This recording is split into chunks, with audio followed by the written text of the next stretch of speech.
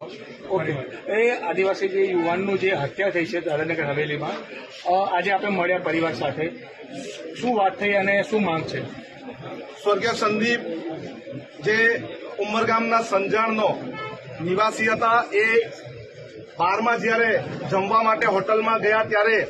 એને મારી નાખવામાં આવ્યો બહારના વેટર દ્વારા, અને જ્યારે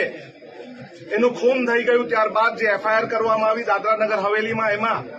ત્યાંના માલિકોનું નામ ન હતું. એટ્રોસિટી એક્ટ મુજબ જે ફરિયાદ દાખલ થવી જોઈએ દાખલ થઈ ન હતી, અને પરિવારજનો જેમની 2 દીકરી છે નાની, અને ઘરમાં એક જ જણ કમાનાર હતો, ત્યારે એમને 50 લાખ જેટલું વળતર માટેની માંગણી પણ પરિવારજનોની સાથે અને આગેવાનોની સાથે આદિવાસી સમાજની સાથે ચર્ચા કરીને મૂકી છે. અમે કલેક્ટર શ્રી દાદરાનગર હવેલી સાથે વાત કરી છે કે જો અમારી 4 માંગો